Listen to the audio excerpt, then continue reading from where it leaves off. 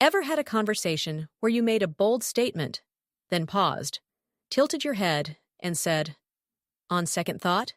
Welcome to On Second Thought with Eric Ritchie and Bish Bates, where hot takes meet humble pivots, where leadership, life, and current events collide, and where it's perfectly fine to change your mind, out loud. Whether it's marriage, manhood, or the madness in the media, Eric and Bish bring humor, heart, and a little healthy debate, because wisdom lives on the other side of, "Wait, let me rethink that." This is On Second Thought. Press play and be ready to pause. Always waiting for this mug, man.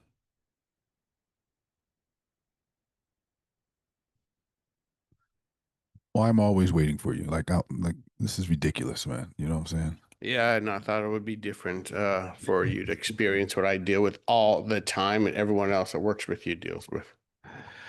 I tell ya, How was I your tell ya. golf game, man? You look well rested. I didn't take a nap afterwards, but I definitely Need a nap? I needed one. I had to take some get some caffeine in me because I was dragging. I was definitely dragging. So yeah. Yeah. It was good. It was a terrible round. It was a terrible round. It was more equivalent to my rounds last like 2 years ago. And within the last Okay. year and a half or so, I've gotten a little bit better. But this one didn't reflect that. So Did you play with a group or what? yeah, it was a foursome. It was a foursome. I knew three of them, and then the fourth person was the son of one of the people. Okay. So yeah, it wasn't bad, man. It wasn't bad at all. Nice. So So I don't want to talk about the Ravens if you haven't seen any highlights or heard anything. no, I saw it, and To Houston, man. To Houston. it's a terrible thing, man. It's a terrible Yeah. thing. I don't know Yeah. what to say. Yeah, I don't know. I don't know what to say, man. I mean, I know we didn't have our Lamar Jackson is out injured, and so we had the old Dallas backup quarterback Cooper Rush. Really? Oh yeah, and It usually comes through. yeah, he came through. He threw three picks. He came So through for Houston, it sounds yeah, he like. came through. Yeah, his Texas roots were sticking out, man. I'll tell you, he was definitely helping the Texas team, not helping us. So he threw probably more receptions to Texas than did us. I don't know, at least more That's touchdowns. terrible. That's terrible. My boys did pretty good. Oh, they did. How'd they do? We Oh, just they beat up on who they beating up the on? I forgot. I Jets, saw the it. The Jets. Jets, the Yeah. I Jets. saw that. Yeah. So Are you? yeah. Does that give you hope for the future, or is that more of a I think it's one of the things where I mean, almost our whole O line is out. okay, So except for one person, everyone okay, is backups.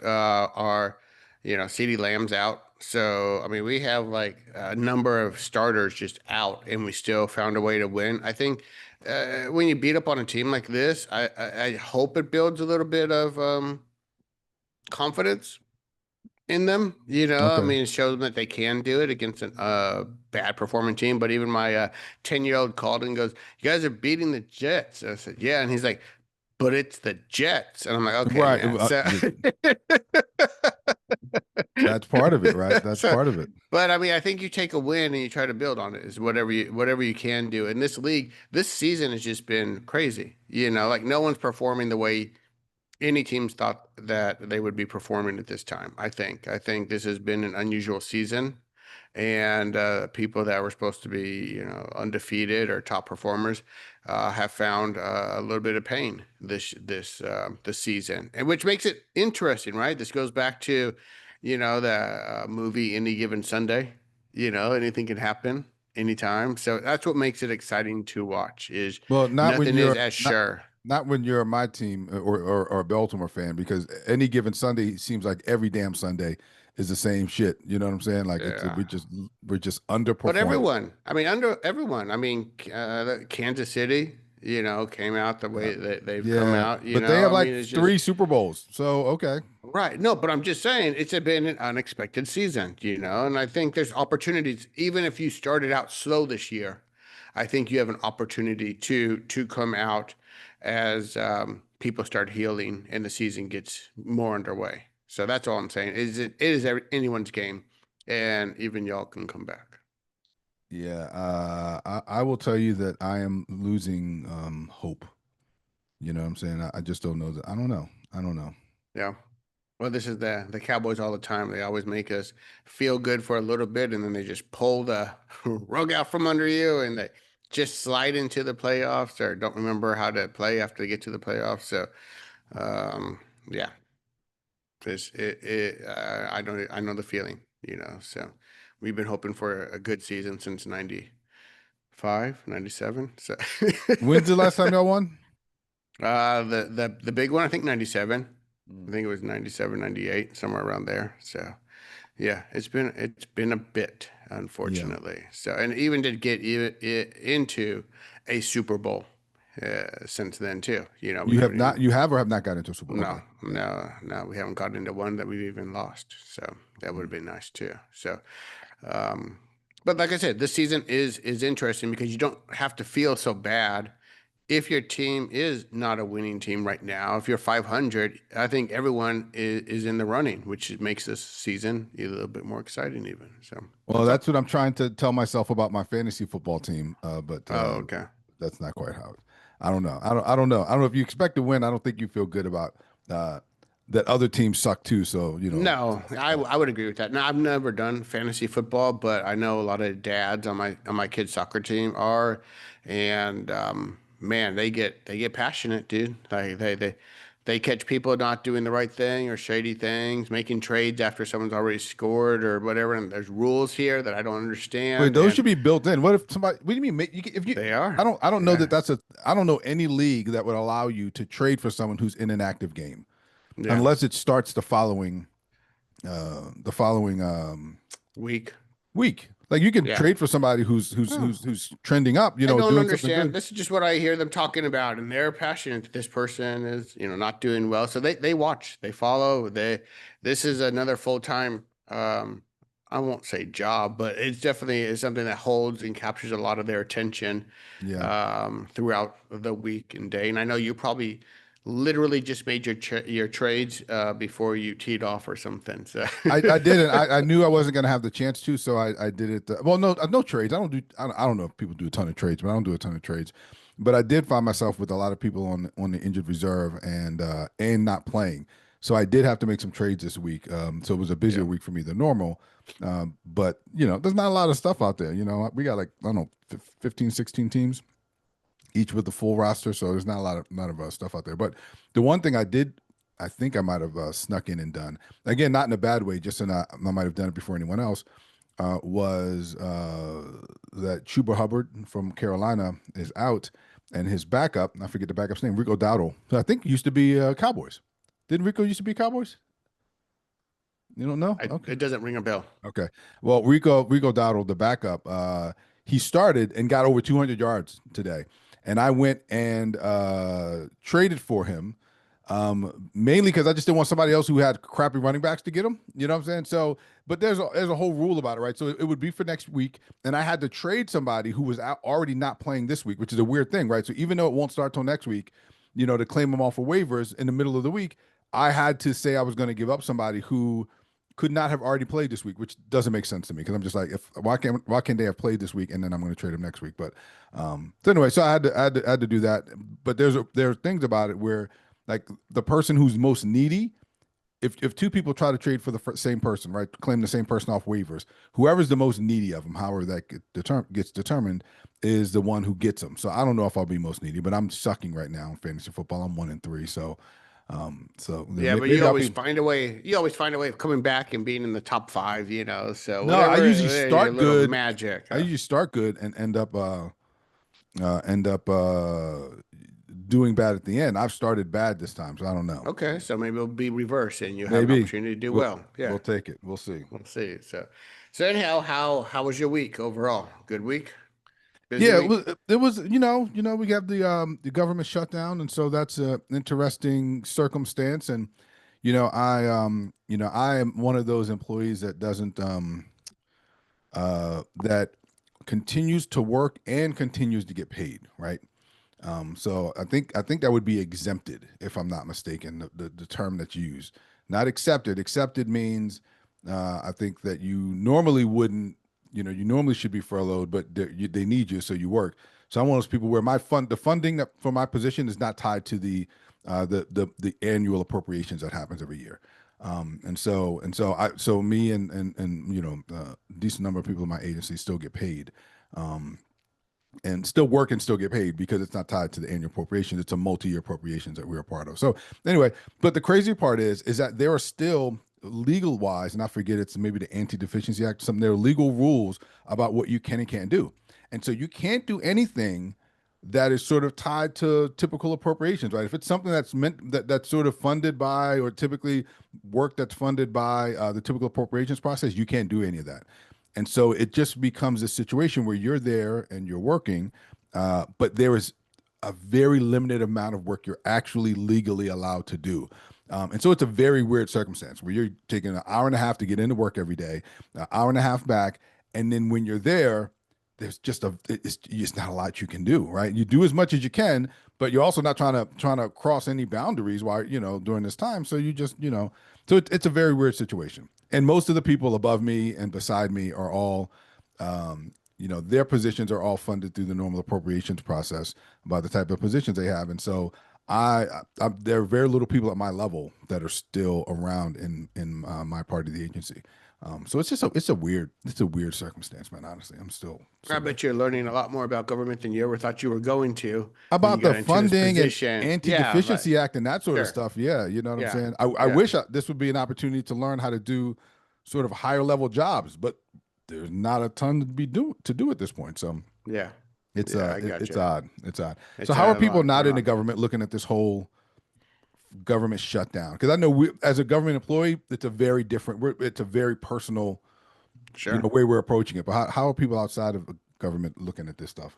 I mean, I think we just look at it as um, par for the course. It just seems to happen more often than not. Unfortunately, I miss the old days of um, respectability and people being able to negotiate and work out their differences Okay. and arguing and but still coming to do the right thing for the people. And I think there's less and less hope for people that are outside of government that watch this to see this is where we're at. Unfortunately, so we just watch it unfold. We see it on the news all the time, and um, we don't really think too much of it, but we're also not going to.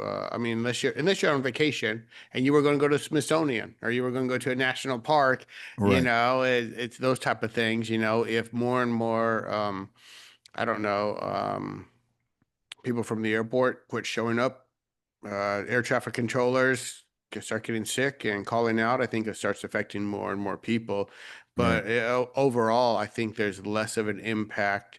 Um, I think people are getting Social Security and all that kind of stuff still. So those things are happening, but it's all a matter of hearing the stories about who's to blame is what Yeah. is what's dominating the news right now. So you take it with a grain of salt and realize both sides are probably at some point to do with it, and I think the Dems are behind, so they're trying to, play the only card they have, and and the Republicans are in charge of everything. So Right. how do you negotiate with that? It's like playing poker, right? If you have the all the money in front of you and I only have $50 left, you can bully me around pretty well. You're in control, you're in charge. So we're just watching, how does this play out and who's going to eventually give in to do the right thing by the people in general, so. Well, so how would you balance the idea? So both of them would suggest that they're doing the right thing by the people, right? Sure they They, are. they would Sure. suggest, right? They would suggest that they believe they're doing the right thing. So how do you, as someone sort of watching, how do you balance what they say they're doing versus what I'm trying to think of the right word, but how, whether or not they're actually looking out for you? Is it strictly down party lines? Do you hear their actual arguments? And if so, how do you sort of analyze their arguments to determine who you think is actually trying to look out for you? Yeah, that's the real challenge because the Republicans did put up uh, uh, um, a bill that says, okay, this is very clean. We're just going to keep it going through the end of the year. It's another 3 months or so, so we can continue to negotiate on the things you want to negotiate on. And the Dems are like, when that happens, we have no power, we have no control because you guys can push through whatever you want to. This is our power card right now is the shutdown, unfortunately, which is to get you to listen to our side of things. So it is a tough thing to balance, I think, because when you're limited with power, and you're the minority, what do you do? How do you get heard? And what are your negotiating options? Right. So and the Republicans keep saying we're trying to do a clean bill to just keep the government open for the next 3 months, and we'll negotiate those things. And the Dems are like, yeah, I'm calling BS on that. And that's where we're at right now. So that's that's where I'm seeing both sides of it. The Republicans are trying to say, hey, we're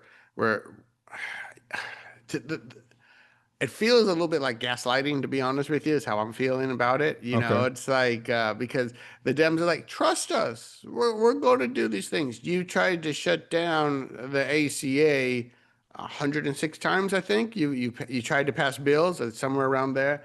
Don't quote me, but it's really close that you tried to shut it down. Then your constituents saw that, oh, they actually do like it, so it does help them in the poorer communities and emergency rooms and such. So now what's the new talking points? And you've shown you want to dismantle it, and the Dems are saying we don't trust your negotiations that are going to be coming up here, and we think we're going to end up losing this. So this is our one card that we have.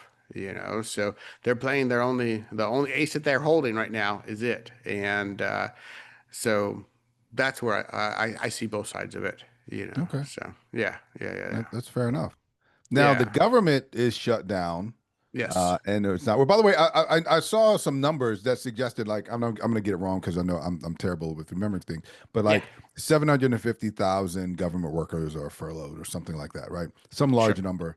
Yeah. And but the total number of government workers is like 2 million. So the crazy part is I just assumed that when there's a government shutdown, that means that most of the government is shut down. But it turns out it's actually not. It's actually less than half of the government is actually shut down because so much of it sort of has to continue. You know what I'm saying? And Correct. Yeah. either it's funded by like my particular part of my agency, it's funded by a different it's not the annual appropriations, but a different funding stream, or they're required to work no matter what. I don't know. So I was just surprised Yeah. to see that number that they weren't So totally they shut have to down. work if it's necessary to continue.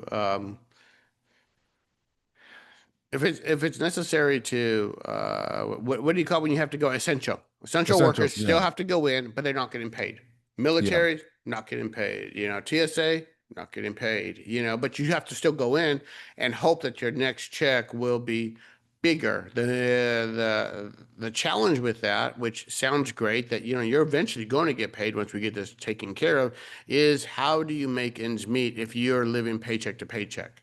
Because you can't go back to the gas company and say, I'm going to get paid later on, so you know don't Mhm. don't don't charge me this, or my mortgage company, or I'm trying to fill up my gas tank, or the grocery store, and like, hey, trust me, I got checks coming, like the government says they're coming. Right. That stuff, it just doesn't help the everyday people, unfortunately. So but yeah, people are working right now, and that's why I say that the ones that actually stopped the last government shutdown were the air traffic controllers who just started calling in sick. Like, I'm not going to get paid. I'm, Did I'm that not really feeling happen? good. Yeah, that really happened. Yeah, Wow. enough of them quit showing up, and they're like, okay, we got to fix this now. So it's like we can't continue to not let people come in and fly around. So let's get this taken care of. So they had a lot of leverage last time. So Right. I don't know where the leverage is going to come from this time, from everyday people. But yeah, this is the scary part of people I know are excited to work for the government when they get the job to work for the government. They're usually patriots. They really Hmm. want to work hard for the country in some form. I mean, the military is not getting paid, and Right. they take a lot of pride in working for the government. And now they're a pawn against two parties basically, which is unfortunate because you Right. go in there excited that I have this pension coming up. I plan to retire here. This is where my life is going to be. I'm moving to DC or Virginia, or I'll go wherever the government needs me to go. And then when they decide to get in a tiff, you don't get paid. And you're like, this is what I've been wanting all my life. It's tough. And I applaud people who want to work for the government. I get it. It sounds like a great opportunity to do really good things to help people. And something gets lost in this negotiations that happen here, unfortunately. So, because you don't see stuff like this happening in the private sector, right? You don't see the board of directors saying we're going to shut down this company for a little bit if the president doesn't agree with us in our Right. company, or the workers are the workers are the ones that are going to suffer. But I'm sitting on the board and I'm good, but the CEO doesn't want to do what we want him to do. So, that's not it's not something that happens, No, and that's so mainly it's because just there aren't branches of like of control within within corporations in the same way that there are there. They're usually more in line. They're not fighting against each other.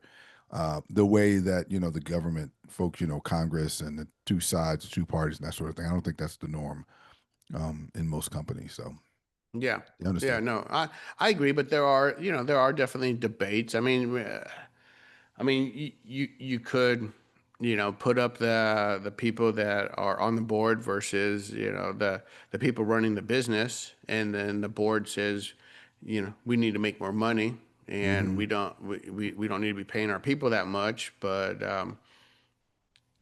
there's a number of ways where you see infighting going on in businesses and Right. within corporations, um, but they still want to end up at this situation of just deciding to shut down operations to prove a point. Yeah. So yeah, so it is different. It's unfortunate. I think it makes us as a government always look a little dysfunctional to the rest of the world Hmm. that we're able to even do this. We never hear this happening in any other countries, anywhere else, and this democracy is a new and it's a young thing, what, Right.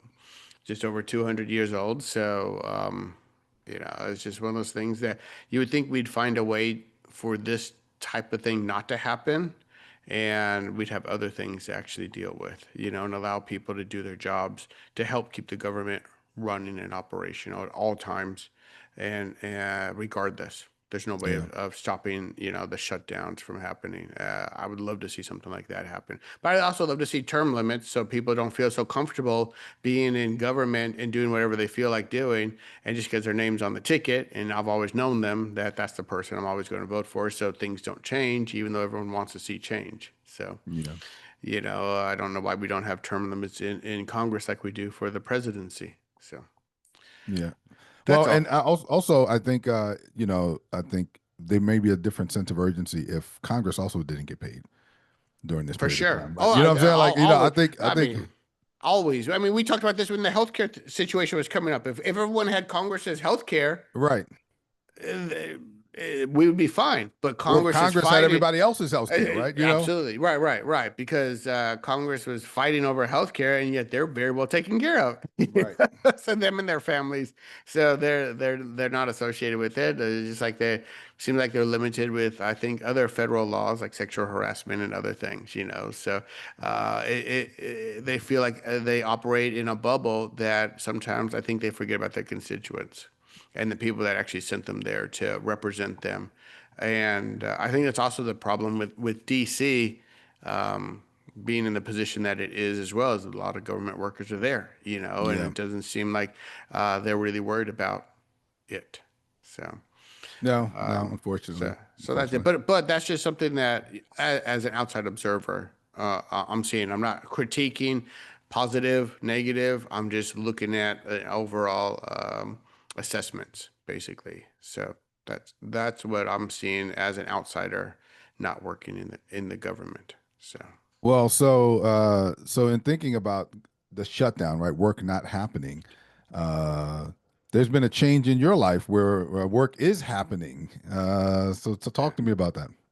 yeah, it's crazy because I took some time off this summer, the situation I was in to assess what it is that I'd like to do next, and started interviewing at a pretty large financial company, and been doing this for a few weeks now, and um, I just got an offer for two different positions within the Nice. company. So that you go from nothing to a lot, and it's tough to have to make choices. It Yeah. would have been nice if they said, "We want to offer you this one opportunity to come on in," and you would have, I would have been okay, cool. But now they're like, "Okay, so you interviewed for a couple of different departments, and they both want you. So which one do you Mm, want to go to?"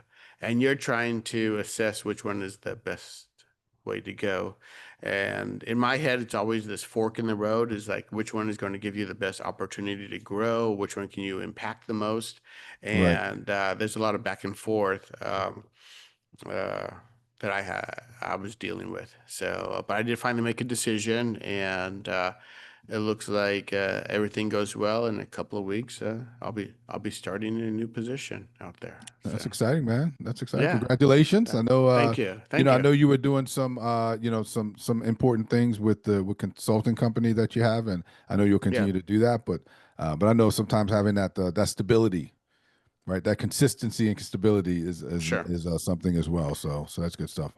It is nice, and it's something that I think I will enjoy. I think this would be it. There's a time where you just quit jumping around. I Hmm. think, and I think at our age now, it's just one of those things where if you can find consistency with good benefits, a good opportunity, and room to grow, you go for it. And I Right. think there's a time in your life when you're younger and you're a little bit more bold and you're But jumping jobs every that's few not your years, time in your but life because you're that's not not younger. it. Nope, I'm not. I'm younger than you, but yeah, it is one of those things where you make You're those also decisions. you're So also yeah, grayer than me. So, you can yeah. talk about it, but you look older. Let's be clear about that. Okay, so You may be younger. just for men's You working well may for you, man. be. That's all I'm saying. So I don't need any just for men, man. You know what I'm saying? I don't need any just for men. When you are just a man, then you don't need just for men. You know what I'm saying? that's I'm just right. me. That's what it is. That's what You it know, is. Man, testosterone takes care of all of this. I don't know what's that's what going it on over is. there. That's I'm trying to point in magical, man. your direction there. That's At least in my magical screen. for you. You So know, yeah. So these are wisdom colors here, right here. That's all these are. So you know who wisdom doesn't need wisdom whiskers. colors? People who actually have wisdom. If you Is actually that have true? wisdom, you don't need something to show That's true. the I wisdom don't know, colors. man. It's just what you do and what you say shows your wisdom. You don't actually have to pretend like hair color means something because that I means get all it. old people have wisdom, and we know that's not That's true. not true. So so so, so Yeah, that's a yeah. fallacy right there. You know what I'm saying? That We, old people have wisdom. Like now, sometimes old people were dumb when they were young, and they're dumb when they're old. I agree. It didn't change. So, What did but I but it see? makes you What did feel I see? better. If you didn't do well in seventh grade algebra, you're not going to do well when your kids are in seventh Seventh grade grade. algebra. And that's a fact. I'm living it Yep. right now. So my son's like, "Hey, I'm starting geometry." I go, "And you are on your own. Congratulations, because you are You know, now a man." So there's oh nothing I man, can you do with better learn geometry, that man. shit, man, So and help out. no, What are you it's like doing? get into that school, talk to that teacher, get into some tutoring. But I am not Oh, going back into that. I'll do a lot of things for my boys, but relearning math, no. so the stuff they Thank you. really need, not going to So do that. It's just the yeah, stuff that's no, easy. yeah. If it's The easy, you'll do it for the your easy boys. stuff. But if Yeah, it's yeah, hard yeah, and it makes you yeah. stretch, now I'm not doing that Right. mess. You know what I'm Early saying? morning soccer games, late night soccer games, coming home at 9:30, Wait, getting time out. up at You're talking 6. about watching and driving. You're not Yeah, playing I'm soccer. taking You're them. watching them play soccer and you're They're not taking them to magically getting soccer. there. That's not. I said watching and Man, driving. when I was a kid, I You're used to providing ride my transportation. bike. I You're rode my doing bike to Uber. my own practices. I rode my bike to my own games. It was rare that I would get a drive by a parent to get into Okay, something. So, that's so because things yeah. were So local as opposed okay. to now things are not as local. Could your kids ride their bike to wherever their games are right now. Absolutely, they could. Yeah, I mean, church it's 3 to 5 miles away through traffic. Right. So the answer is no, they There can't. may be No, sidewalks they along the can't. way, but Might be sidewalks. bicycles get the right. They get their own lane and everything. So it's mostly Yeah, safe. that Huffy definitely it's going to have its own lane. And by You the know, time they get there, they may not have energy to play right? soccer. Yeah, But but it's cool. they're young. They're young. So The things have changed. yeah. Everything is so it's not in the small neighborhoods anymore, right? At least it'd be your school based and There's all that sort of stuff. That's not. not the way that it is now. So There's you not. have to go. You have to drive them if they're Yeah. going to be a part of it. But if you want to Right. hold them accountable and suggest that they're not doing their job because now it's 10 miles away or 5 miles away, then sure, make Yeah. yourself feel better about that. I If am you went trying to make myself feel better because I'm not helping them with math.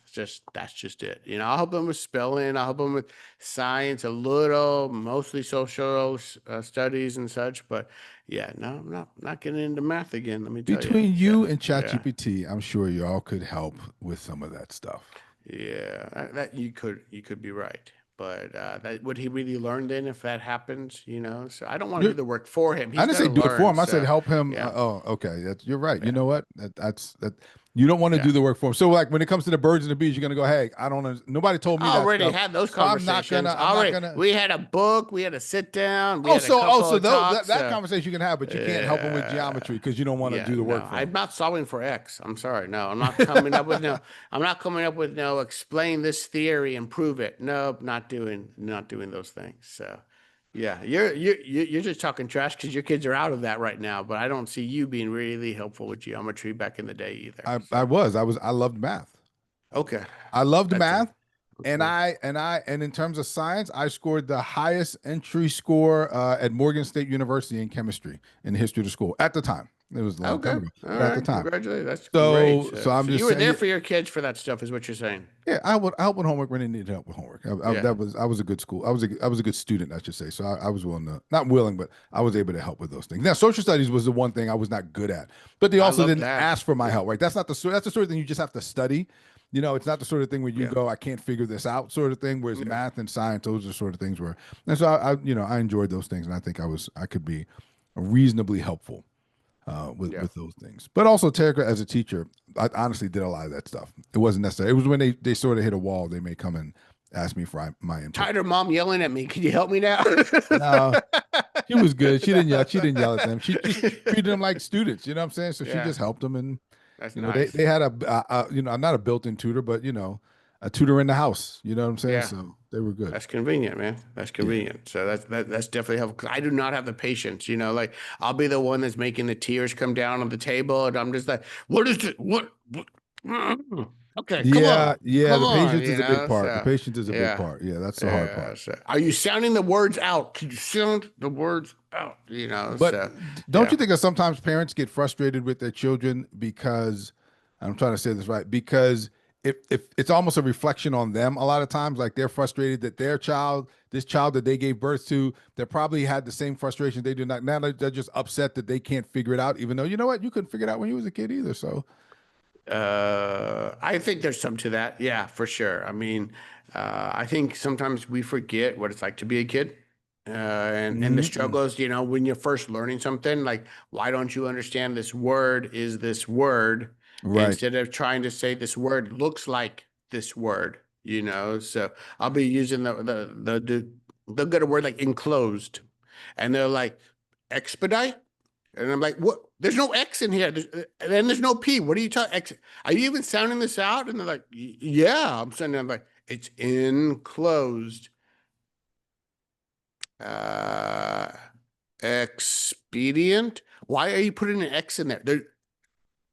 And you just know that they're not reading and they're not sounding it out. They're just guessing that it's an E word, and they're hoping that it's one of the ones that they're guessing at. right. And that's where my frustration is to you're hoping that you guess right, and that's not how life works. And I'm really trying to get them to think a little differently and take the time to actually do the work. And the Right. work is sounding things out. And that's the part that's frustrating to me, is I feel like you're not really working. You're just trying to hope that your teacher or your parent are going to give you the word, which is what I did. Don't get me wrong. When I took Spanish 1 and 2, and we Mm-hmm. had to go up to the front of the class, and we're having to sit at the desk with the teacher as we're being reviewed to see how we speak Spanish, and I would definitely do the you know um, how do you say XYZ? And it'd be like, and she would go, como, yeah, como, say, she go, yeah. I go, yeah, como se ya. And she would fill it in as we were going. And, that's how I passed Spanish, unfortunately. But I was waiting for her to always give the answer because it was a foreign language to me, of course, and I think that's what I get frustrated with is now seeing my kid do the same thing that I See, got away you see with. yourself. That's what happens. And that's what parents So, get frustrated with. Like, yes, you're supposed to yeah, be better than me. Don't do the same shit that right. I did. I struggled. I want you to do better, 100%, and I think that's But where I that's push them a little that bit harder sometimes. Yeah, so we have to be careful. That doesn't mean we don't we push our do. kids for excellence, but we have to be careful about those things because I really agree. that becomes more about us and less about them in those moments. So, but Yeah, yeah, understood, understood. I agree, and I want them to succeed. My son, struggled with math this first quarter in school in 7th grade, and his excuse was the teacher just goes too fast. And I was like, yeah, but you're not sharing that you're struggling with school. You're just hoping that it's going to work itself out. Right. And that doesn't happen. But then when I give him options of tutoring or outside tutoring or whatever, because again, I'm not helping him with math, he pushes back and like, that's not what I do. Okay, well then you want to do summer school then, because if you're not finishing it through school, you will have to do it again in summer school. So what options do you think Some are schools there? it's going to So happen in some school. You yeah. can figure out which school it's going to happen in, right? Yeah. So that's where I want him to start thinking different. Plus, he's in extracurricular. And I'm like, now you can't participate for a whole quarter in extracurricular activities that are fun, the parties and whatnot, whatever Right. events. And he'll come up with excuses. I don't want to do that. I didn't care about that anyways. And it's like, yeah, but you do. It'd be cool to hang out with your friends and everything. But Right. you know, we just got to find a way to ask for help. I had to do Mm. it when I was in math. I was not good at math. I struggled, and it took a while for me to finally just come up and say, I need help. Right. And my mom got me the help that I needed, at the time. So, and I'm trying to do the same thing for my son, but it feels like there's a stigma with it, or he doesn't feel like he has the time because soccer is so encompassing with him, Mm. and he would have to lose time uh, Mm. with that as well. So, and that's something that he doesn't want to lose either. So, Right. yeah. Right. Understood. Understood. So anyhow, speaking of my son, though, the one thing he did do well, he's about to be a teenager next week. But that's doing well. He didn't die before he got And okay. I took him out driving for the Oh, first okay. time. I got him behind the wheel. I got him behind the wheel for the first time because he is fearful of cars Okay. because he was in a car accident Mm. about a year or so ago with his stepdad, and he's been fearful of cars ever since. And I know he's going to start driving in the next 3 years. Or And now apparently. yeah, You said you had got 3 behind the wheel, right? So you should start driving now. now. So I wanted to get this over with, and we sat there. We sat in the car, and we pressed the pedals and explained to him, keep your left foot down, you use your right foot only, and just went over a lot of basics. Right. And then the next time I took him out, he's parking.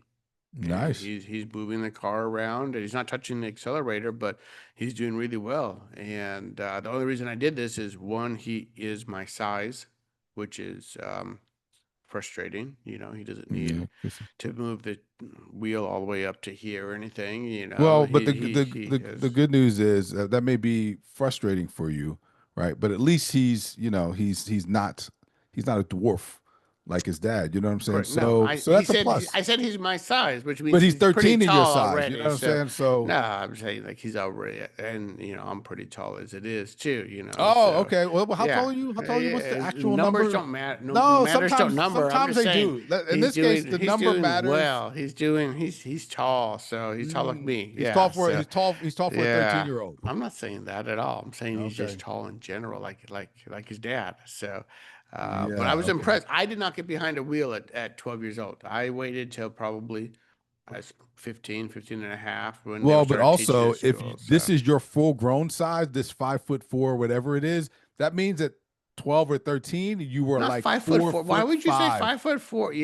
I'm almost 6 foot, dude. I don't know even know why you would say that. So What? Oh, yeah, no, okay. we're just lying now. Okay, No, my no, bad. 3 inches is close to 6 foot, is what I'm saying. Three is close. Talk to Three Berna. is She will disagree with that. no, Talk to your okay. wife. She will disagree that 3 inches is not the same as 6 feet, buddy. Yeah, it's really close to there, so it works, So yeah, Okay, but all right, if that makes you so feel better. he's up there. He's up there, So yeah, but he did really well. I was really impressed, and it Nice. gets him to focus as well because in order to go out the second time, it's funny. I went to we talked about him not doing so well his first quarter in math, and I said I need you to get the tutoring schedule from the teacher Hmm.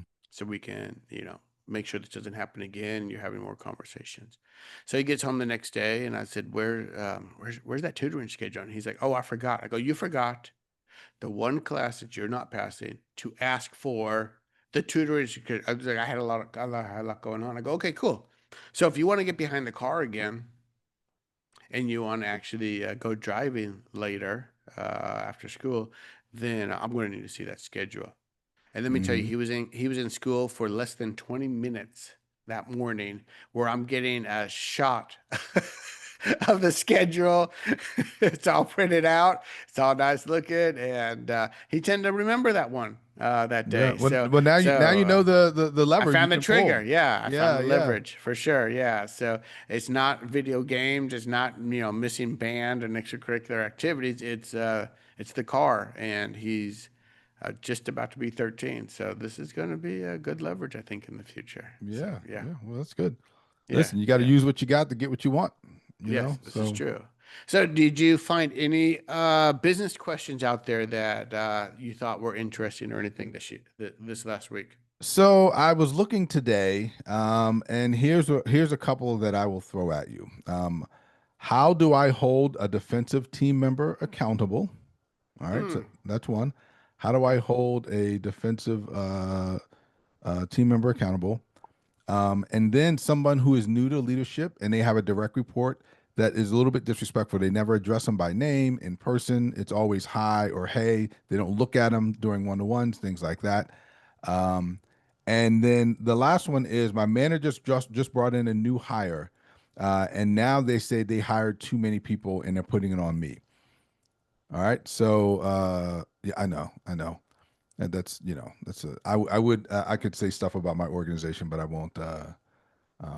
Yeah, I won't put that in there. So anyway, so those are the three I will say. I'm looking.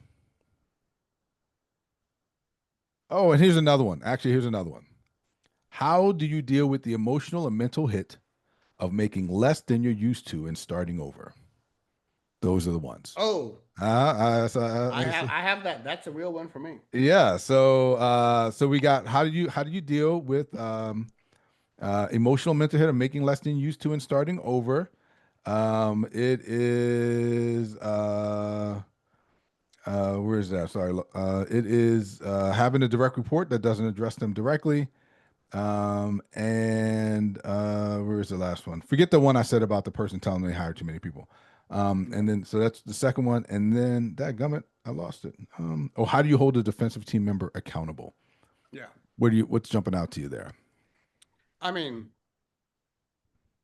I like the defensive team one, but I would tell you, Well, hold on. Let me read the full one to you. So let's go with the mental hit and let's go with the defensive team member. Well, let me read the full mental hit one to you, okay? yeah. Before you jump into the response. So I'm gotta find it. Sorry about that. All right. So How do you deal with the emotional and mental hit of making less than you used to and starting over? I was let go last Friday. Despite numerous discussions with my boss, I had no direction or clear purpose and fully admit I found myself slacking towards the end. My boss wants a visionary and self-contained self-starter who finds their own work. I need direction and coaching. It wasn't a good fit, and despite busting my butt and completing my PIP, which is a performance improvement plan, okay, a month early, I was terminated due to poor performance. I was a manager rank with no direct reports. Don't understand what the hell that means, but okay. My title was project manager, but I focused on continuous improvement. My job was kind of all over the place. I learned many valuable skills, and now I learned many valuable skills and made a lot of money, about 144,000. And now I find myself applying for jobs all day on Indeed and LinkedIn, but I've never been told many times that the manager positions posted are strictly for legal reasons, and internal candidates have been earmarked. The only jobs I'm being offered are half to two-thirds of what I used to make. This is emotionally and mentally devastating. I only made this money for a couple of years, but the thought of going down back to 70 to 90,000, I know many people would love to make that, makes me despair. I worked from home, made close to 150. I went from 144 to 150, but okay. And I only worked 8 hours a day. It was like winning a lottery, but finding out it's a prank. Maybe I'm just venting, but I've never been fired before, and I'm been extremely depressed over this loss. I might be having a mental breakdown. So what would you say? What would you say So to that person? there's a few things I would say here. One, it sounds like you can be classified as a manager when you are an individual contributor because of the importance of your work. So Why would she that make it or manager he, though? That doesn't make sense to me. um, it's how some corporations work so far as how they have to classify you in order to pay you such numbers. Mm, The work that you do managing, let's say, a project, may not have a direct report, but you have to now manage a product that has to get done. okay. And you have to partner with a number of different people within the organization to help Right. get this thing done. And it sounded like they said that they were kind of burned out, and they recognized they didn't do everything that they needed to do necessarily to Well, be as especially if they were on a PIP, successful. right? If you're on a PIP, I Well, mean that tells you something. if you're on a PIP, I would tell you the company's probably already made the decision. It's not going to work out, and Right. the best thing you can do is to start looking for something else, realistically, Right. and instead of trying to prove them wrong. Because even if you finish your PIP early, you probably rushed a project to a degree that they were not looking for. Okay, so um, and and and finishing a PIP early isn't necessarily a good thing because again, you need to partner with the right people and have the right conversations Mm-hmm. along the way. So my advice is that money was nice, Mm-hmm. and that organization sounds like it paid you pretty well. And hopefully you didn't build a lifestyle around it, right? Yeah, which is what we tend to do, right? We tend to Mm. do spend creep, where we start spending more money just because we're making more money, Right. and hopefully you stayed within a reasonable budget.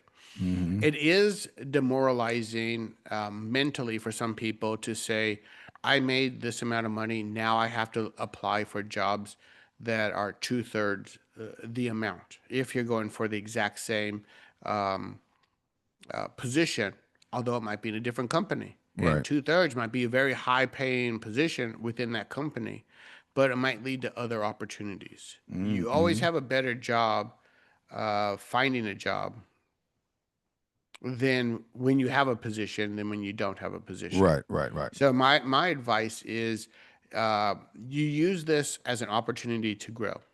Mm-hmm. Okay, this was not your best time. This wasn't your highlight. You were burned out, which means you probably didn't enjoy the job, which is probably why they were paying higher for this position as well, because it wasn't going to be an easy job. Well, but they you And say burned out, but they yeah, said that they were working from home only eight yep, hours a day, sure, and they said it was like winning the lottery, sure. but But finding out go it's a back prank. So to what what are they you said. burnt out for though? Go go Why go would they be back. burnt out? I'm Right, listening. because the job was either monotonous or really challenging. And he didn't take or she didn't take any extra time to find out what the company wanted further. Mm, And that's what they're looking for. When you have a manager type position, is they're looking for leadership. They're looking for someone that's self-driven, that says, I see an opportunity, I'm going to take that opportunity and I'm going to make it better. I see that there's something that we can improve on. Right. But instead, you're waiting to be fed your tasks. And that's not what they're looking for in a self-starter that we're paying really good money to. We're looking for someone who's willing to step up. So Mm-hmm. I would say, yeah, you learn from your mistakes. You learn from something that you took for granted, and you say, I'm willing to take 90,000, Right. 85,000, and I'm going to prove to them that I'm worth more wherever you end up. And I'm going to show them that, hey, I'm a team player. I'm going to help them improve. I see Mm-hmm. things differently. I've learned from my mistakes. I've learned from my past, and it's something that I'm going to grow on because we don't grow on continuous improvements of being awesome. Right. We grow on feedback and taking that criticism and constructive feedback as a real opportunity. So whatever they fed you as their reason why they had to put you on a PIP or why they had to still eliminate you even though you finished the PIP and you felt you did well, you need to take it in and learn from the situation. And when you see that your peers are doing more, try to understand how, why, what made them decide to do those things, and why were you not willing to do that? And are you willing Right. to do it going forward now? So you have to take some ownership. You have to do some self-reflection and realize there is opportunities out there, and you're not going to make the same money, but you can prove that you're worth that money if you want to put the effort in. And that's the advice I would give to that person. What Okay. about you? What are your thoughts? So one, the timeline and some of the details in here is throwing me off a little bit, right? Because Mm-hmm. they said they were let go last Friday, but they're talking about the only jobs I'm being offered, right? So to me, offered means you've done interviews, you Sure. are, offered an actual job offer. Not, I don't know what else offer could mean unless that you actually they're offering you the job, are half to 2/3 of what I used to make, right? And I'm just like, so clearly, I guess they were already looking while they were leaving, right? And so, but I will say that if you're getting job offers, right, in this market, um, that's not bad, right? Because I think this market might be a little overinflated right now, similar to how like the real estate market at some point was a little overinflated, and there was sort of a correction they would call it. I think there are times when job markets can be overinflated. But to your point, if you get an opportunity and you worked your way up to that number previously, you can work your way back up to that number, right? And if you can't work your way back up to that number, then maybe that was because that particular job was the pay you were getting for the job was overinflated, and maybe that also contributed to them wanting to let you go because they realized they were paying you more than probably they should have been paying you.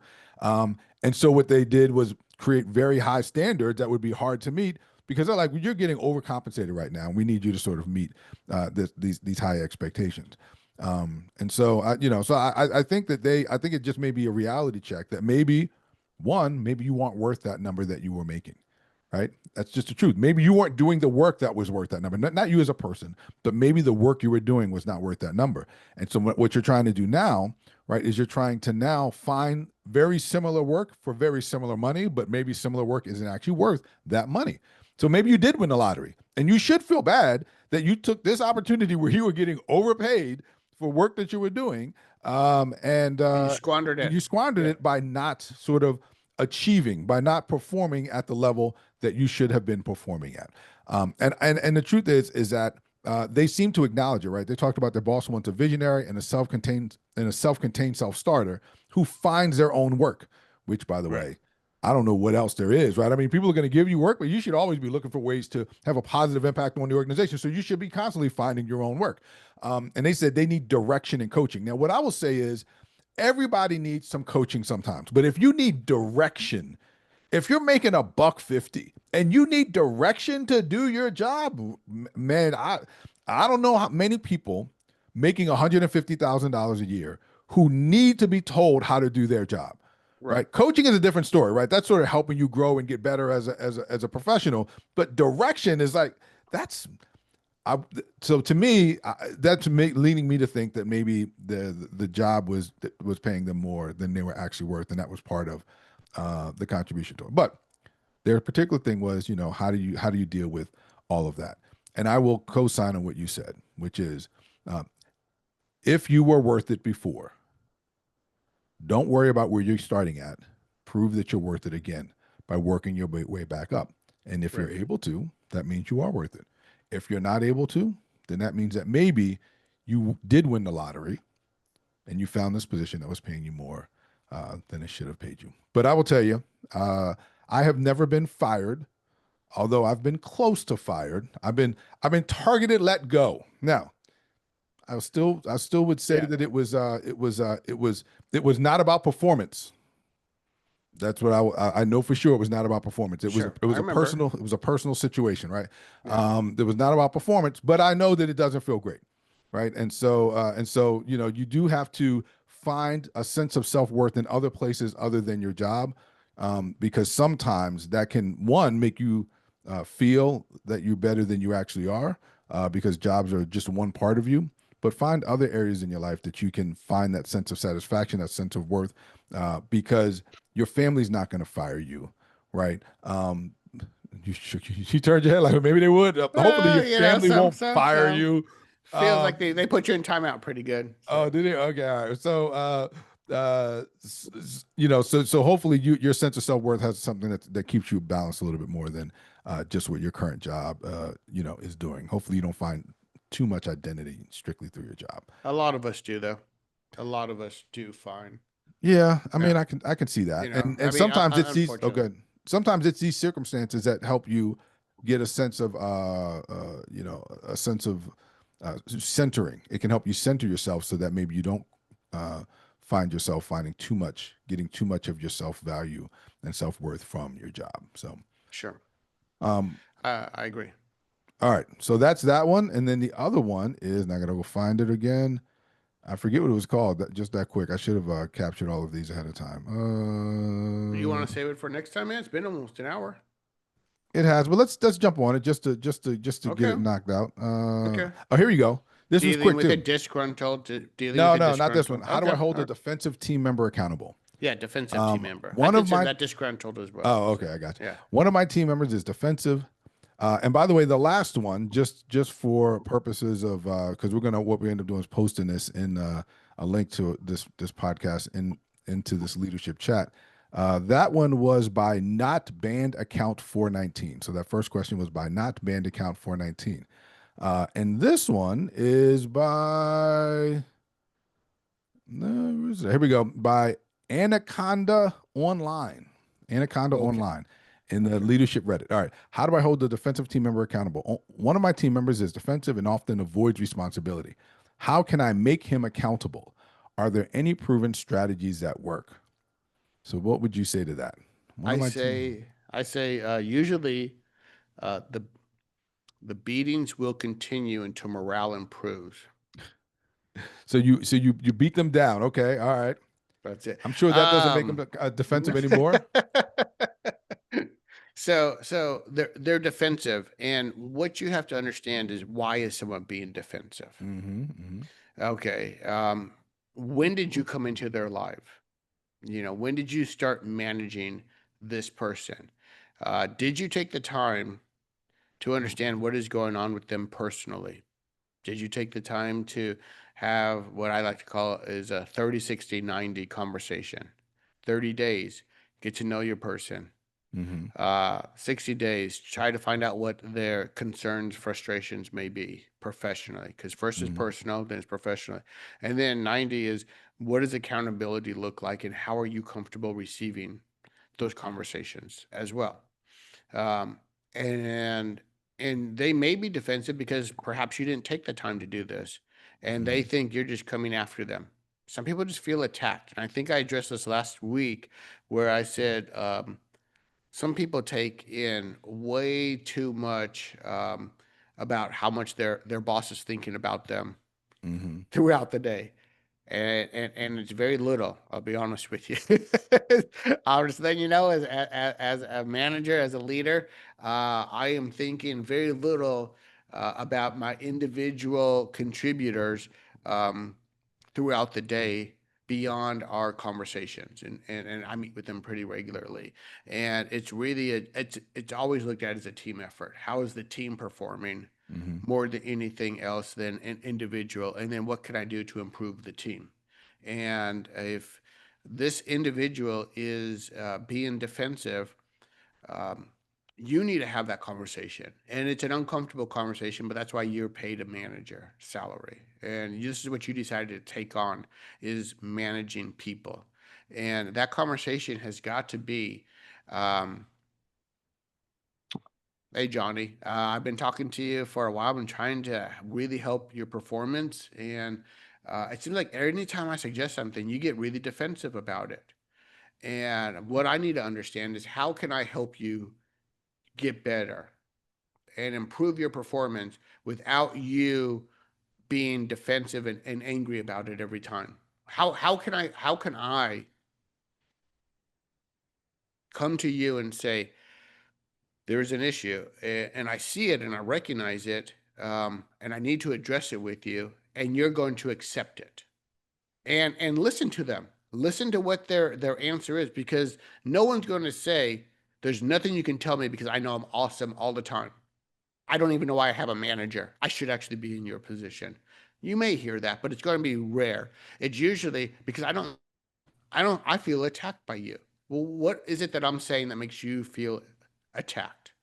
Mm-hmm. And because it's my job, I still have to tell you how to get better, because I want you to get better, instead of having an accountability conversation, which is going to be way worse.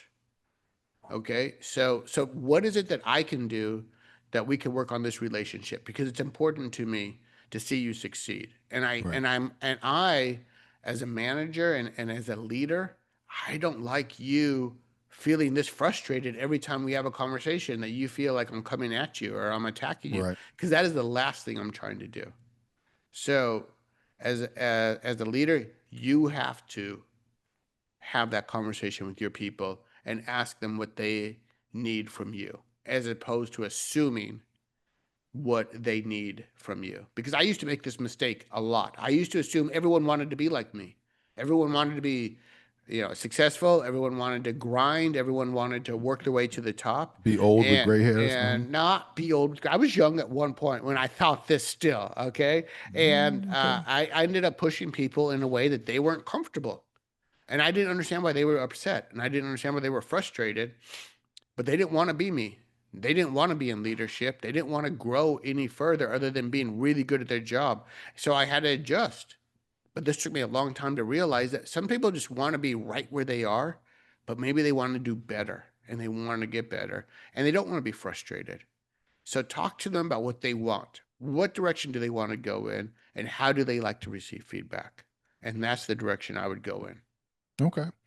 And I like that. And I would maybe go in a slightly different direction, not completely different, but slightly different, right? So one, I wouldn't necessarily ask them. I wouldn't have that conversation. I would have a conversation with them, but it wouldn't be about um, telling them that they're defensive when I talk to them, because what they will likely do in that situation is defend them not being defensive. They will go, I'm not defensive. That's not how most people are not going to describe themselves as defensive. And you'll find yourself in a position of having to argue what defensive looks like and doesn't look like. So what I would do is I would say, hey, when I talk with you about X, Y, and Z, this is what you said and what you did, right? I would describe it to them without any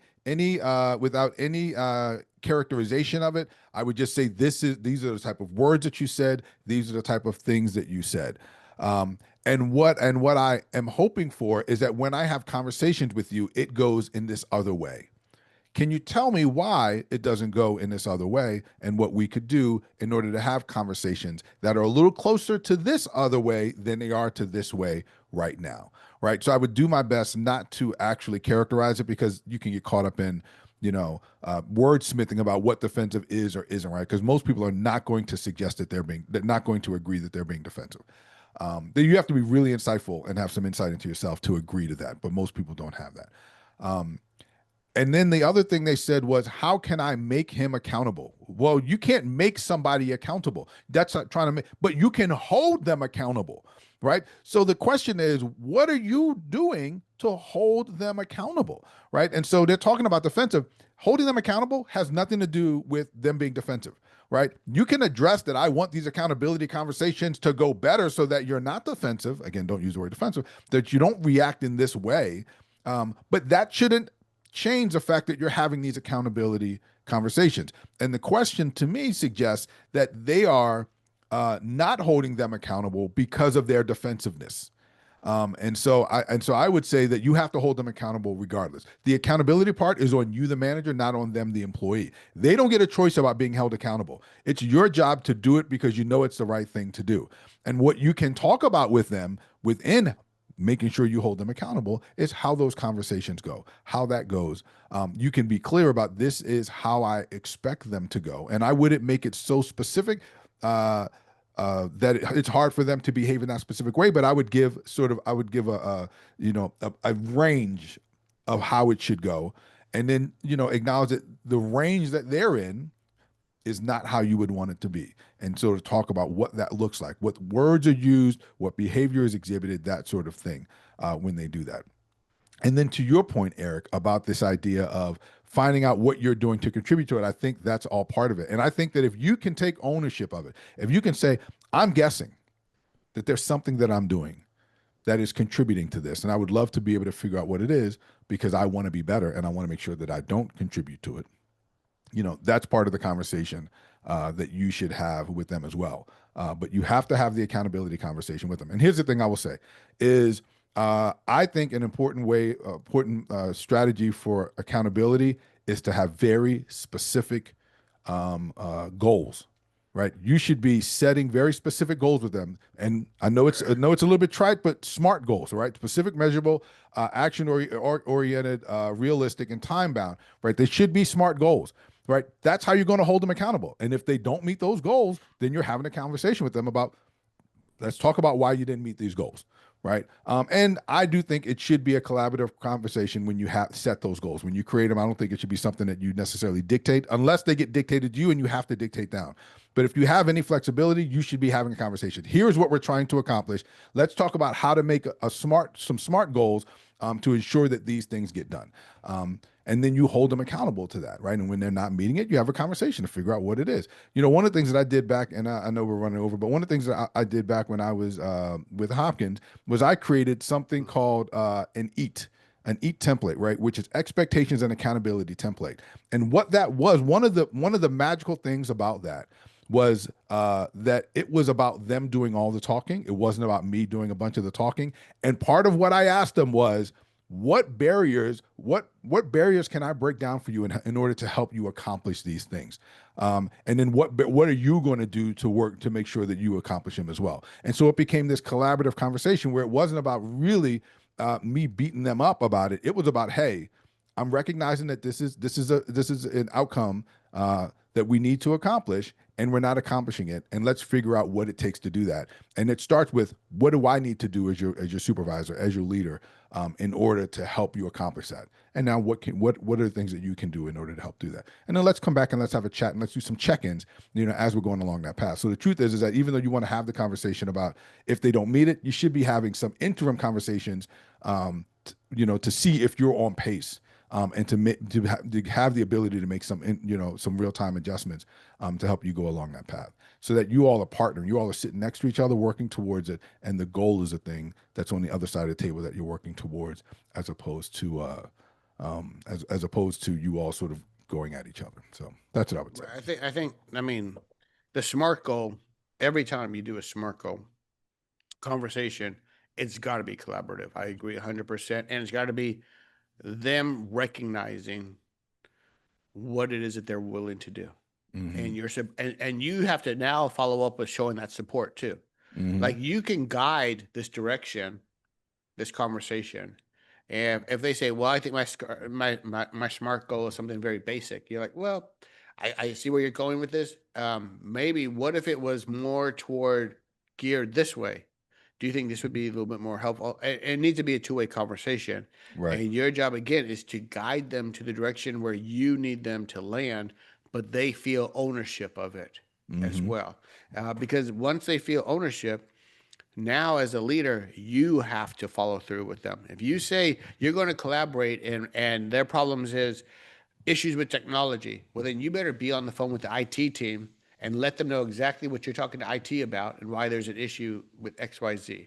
Or if they're saying that they need to, get into program management, and there's no people, no one's responding to them, then you better be on the phone with your contact over in program management and say, hey, when Johnny reaches out to you, man, I need you to be available for him so he can get this taken care of, and then let Johnny know exactly what that conversation was and that you got his back, because there's something that if they're getting defensive, I believe it's something that we did as leaders to cause our people to be defensive because they should feel comfortable coming to us 100% of the time.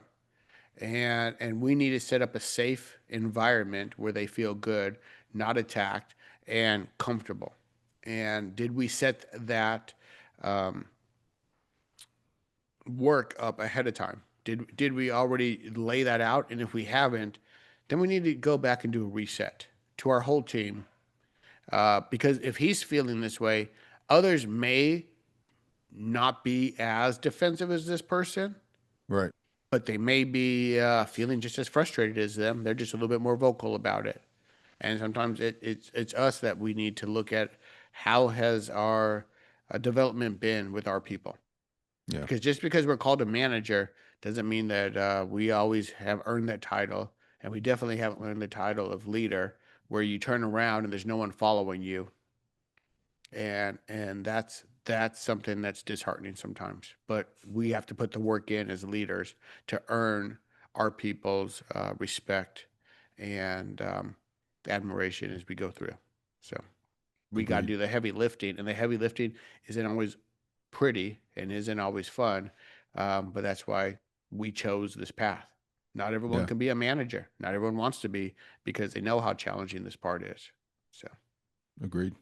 people leadership isn't easy, man. So, and No, sometimes but hopefully we are it's worth it. foolish to take it on, but those that are got to be strong. Yes.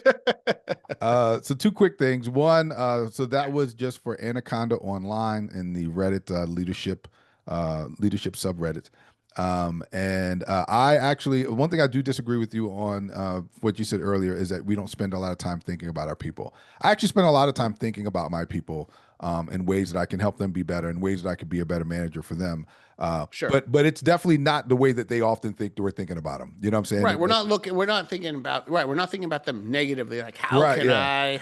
I make their life more miserable? Yeah, We're not yeah. doing, there's nothing mischievous. That's what I was trying to say. That's the point I got you. I'm making because we do want our people to be happy. And when we get out of a meeting and they're so frustrated, we do think about that. Absolutely. Because we don't want them to be frustrated. We want them to enjoy their job.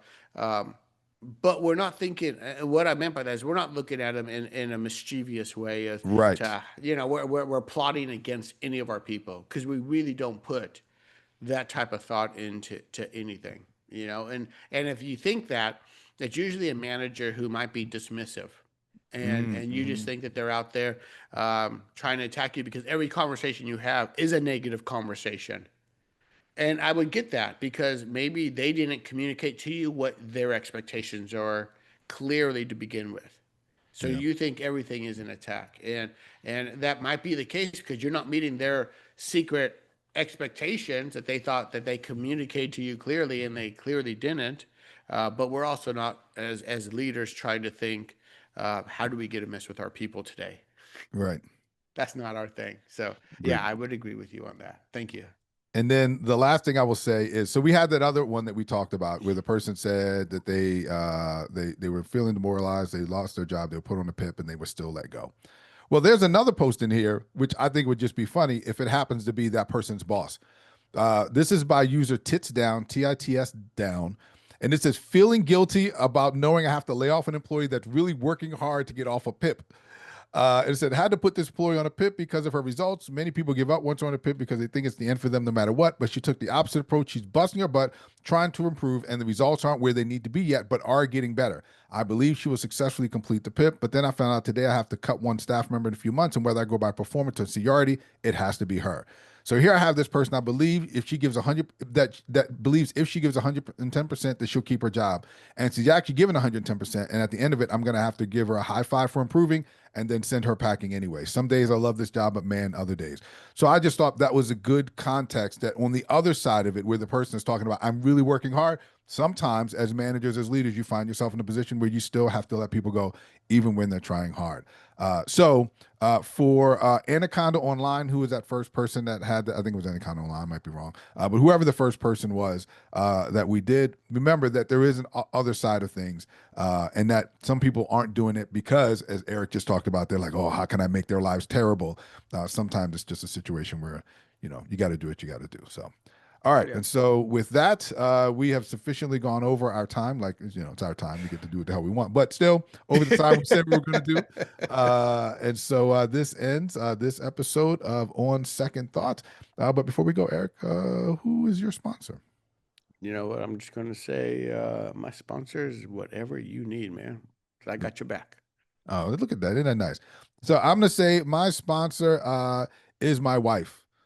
Because she is awesome and her birthday is coming up soon. And so I just want to let her know that I appreciate her and I love her and that I am a better husband because I said my wife and Eric did not say his wife. So, man, and you can't go back. Do something like, you hey, can't let's go talk back. about my Instagram and can you guys get me on Etsy and can you give me this and that? Let me tell you, this week has been an amazing week actually with my wife because, he's trying to make up for it now. Seriously. Seriously, he's really trying to make up for it. With this job offer, I took a solid 4 months off from working. Did nothing. Did not really try to find a job. Enjoyed my family time with my kids when I had them during the summer. With my wife, we had good times, and she was never giving me a hard time about what are you doing next? Why aren't you applying to this or that or whatever? And when she was like, you just need to relax, enjoy yourself. And when I got the job, I mean, number one supporter, always awesome, and never gave me a hard time about why aren't you finding something sooner? And she's just been super supportive throughout this time. So just having these two job offers at one time was just gravy. But she's been an amazing supporter and spouse. So yeah. Well, good. And we've talked about it, and I know she has, and I know that made all the difference to you because you are a great human being who tries to really care for the people around you. And so I'm happy that you have somebody that does the same for you. So you deserve it, but she also has been great as well. So I will co-sign on that because I know we've talked about that offline. All righty, man. Well, look, have yourself a good one. Until next week, I will talk to you again soon. Enjoy your week, man. Talk to you soon. Take care. Good. All right, bye. Bye. You've been listening to On Second Thought with Eric Ritchie and Bish Bates, where it's never too late to rethink, rewind, and revisit the conversation. If you laughed, learned, or had your own On Second Thought moment, go ahead and subscribe, share, and leave us a review. We want to hear your thoughts. Even if you change them later, follow us on Facebook, Instagram, and TikTok at On Second Thought Show and join the conversation. Until next time, keep thinking, keep growing, and don't be afraid to say, you know what? On second thought,